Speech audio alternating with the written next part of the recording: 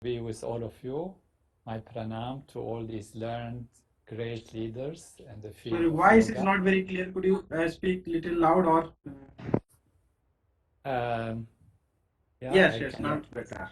Is it better now? Yes, better now. Yeah, it's good, sir. Great. So my great joy to be with all of you, and my pranam to all the learned leaders in the world of Veda and Vedic literature and yoga, teaching holistic aspect of life. I have been so lucky to be guided by Maharishi Mahesh Yogi, who has given us a full knowledge of understanding of life and living from the Vedic perspective, and particularly yoga and all the different branches of Veda. He has organized them, Maharishi has organized them as a perfect science of life with all 40 aspects and shown how they are supporting to each other from the Vedas, Vedangas, Upaveda, Upanga, Brahmanas, all the Upanishads and the Ayurveda and all the values of practical aspects. Today we are celebrating a very important aspect of the Vedic literature, yoga, which is part, as we know, of the Upangas, the Darshanas, and they are Nyaya, Vaisheshika, Samkhya, Yoga, Karma, Mimamsa, Vedanta. And each of them has a specificity, a quality, an importance, as you all know. It's just important to highlight and share again. Starting from Nyaya, which is having the quality of lamp at the door, the distinguishing and deciding quality.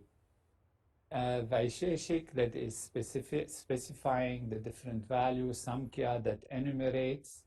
So we have all these values of life that are described in the darshanas, from the specific value, from the different qualities, from separating them, until ultimately we come to Vedanta, which is the holistic value that sees the Advaita Vedanta, the oneness of life, as pure consciousness.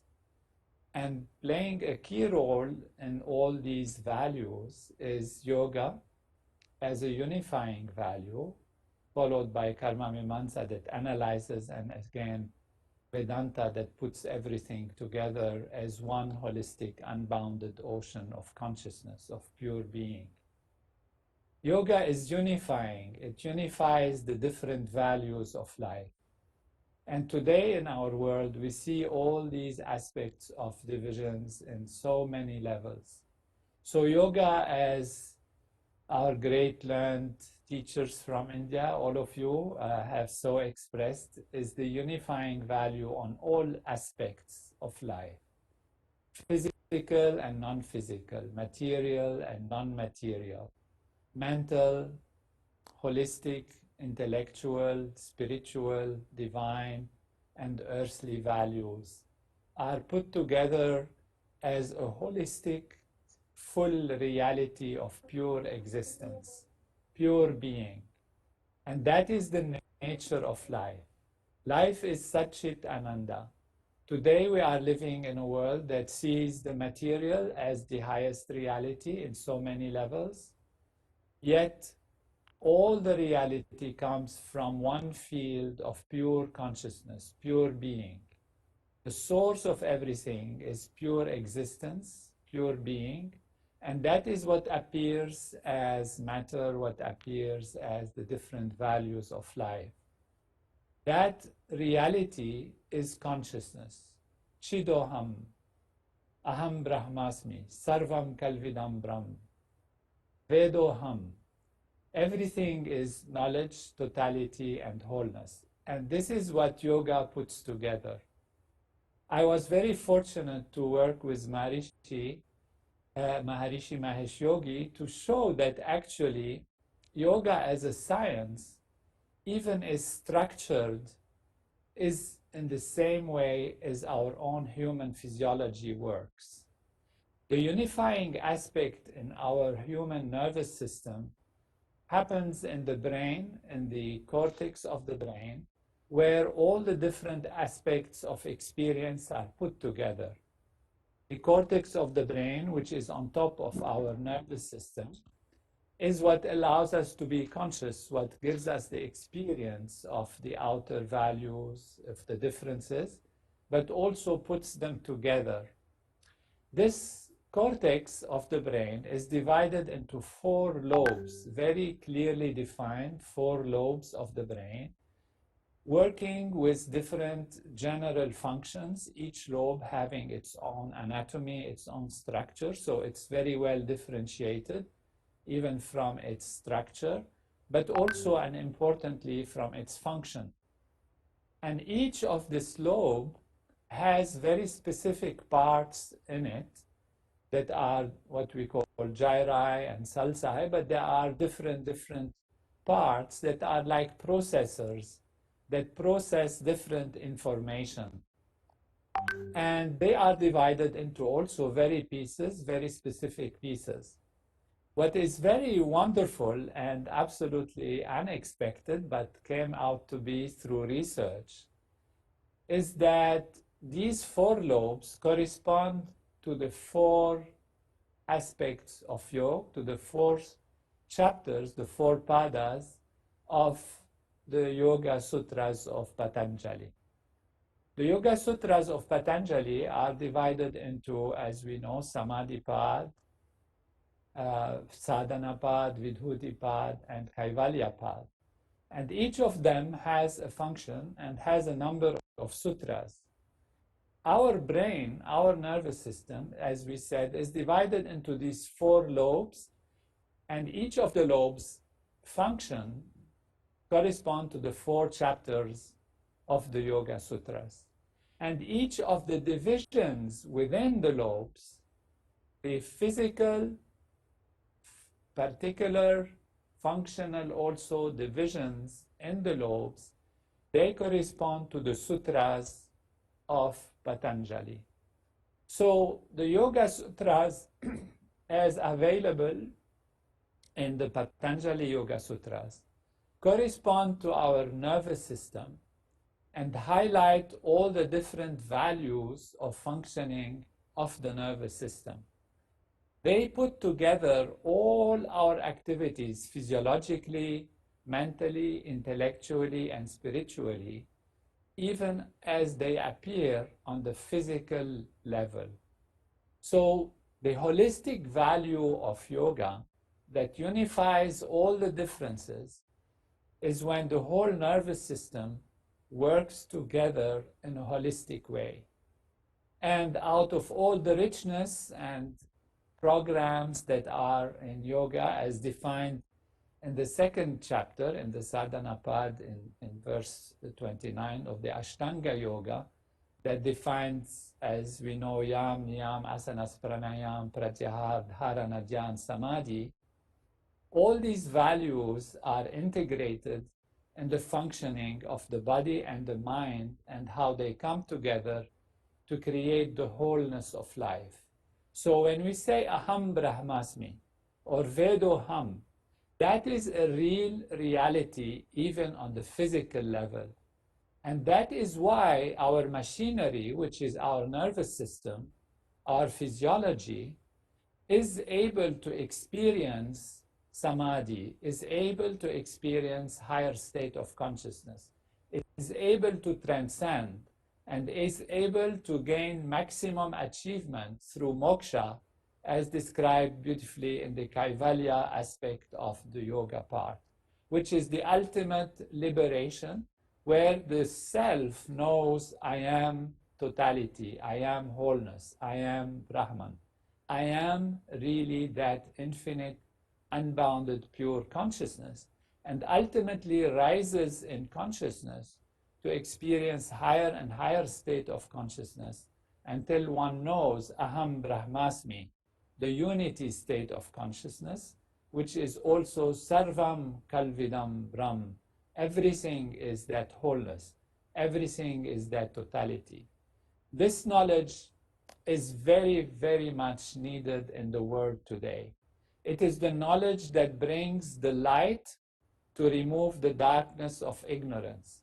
It is the knowledge that unifies all values of life, as beautifully expressed in the Vedic tradition, as we have heard also that the world is my family, uh, everything is myself, is part of myself. I am everything, everything is myself.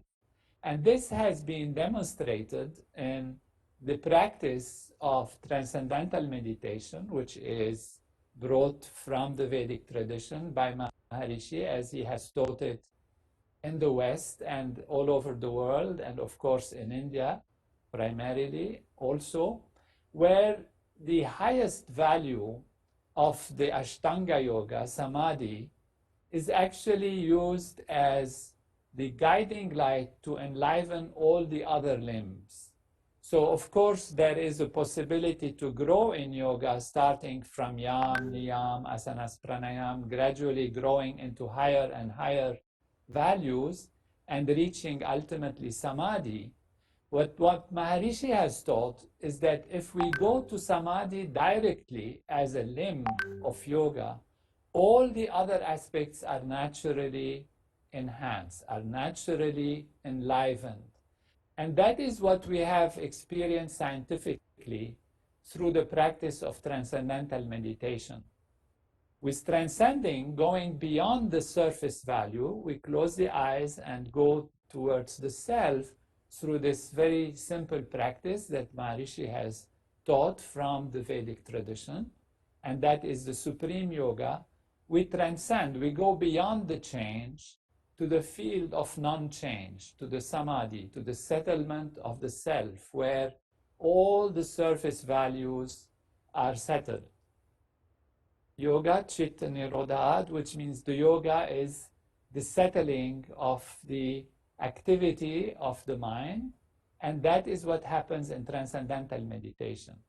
When we examine the nervous system's activity during this transcending that has happened now in millions and millions of people around the world, we put electroencephalographic changes, studies on the nervous system, and we find that the entire nervous system starts working together as a holistic value. It is as if all the sutras of yoga are now enlivened and are enlivened together in a holistic way, creating that kaivalya, creating that samadhi, creating that unity, which is moksha, which is liberation from the differences and the change on the surface. So the change remains, the difference remains, but they are experienced on the platform of wholeness, on the platform of oneness, on the platform of pure being, which is that field of samadhi. And as a result, all the other aspects of yoga are enlivened. We have seen that people that transcend, they are able to concentrate more naturally, spontaneously. So the dharana value, the ability to meditate, the dhyan value becomes much more profound to contemplate. Even the values of acting correctly, of having action according to dharma, of positive action that is evolutionary and supportive for others, change in behavior, change in the physiology. Even the breathing naturally becomes softer. So as if the fulfillment of pranayama, the fulfillment of asanas, the body becomes more subtle, more flexible. Of course, all the other values are also important to practice, all the values of yoga, but we are today highlighting the supreme yoga, the yoga of transcendence that allows us to enliven all the other aspects at the same time, because the 8 limbs, the Ashtanga yoga, the Ashtanga, they are the angas, they are the limbs. And as Maharishi said, when you pull one limb, all the others come along. So you can come from the asanas perspective, from the yam, niyam perspective, from the pranayam perspective, from all the perspective, whatever suits you, and that helps to bring all of the others together. You can also come from the supreme samadhi value, transcend, and all these values come together. And we have seen that this influences also the environment. We have seen that when a group of people practice the samyama, for example, dharana, dhyan, samadhi, as expressed in Patanjali, and they use the sutras, and that is the Siddhi program. When they come together and practice this program, we have studied that it creates change in society, that there is a reduction in conflict in society, that there is improvement in decision making in the government, that there is relationship between governments that get improved. And this is not just on the spiritual philosophical level.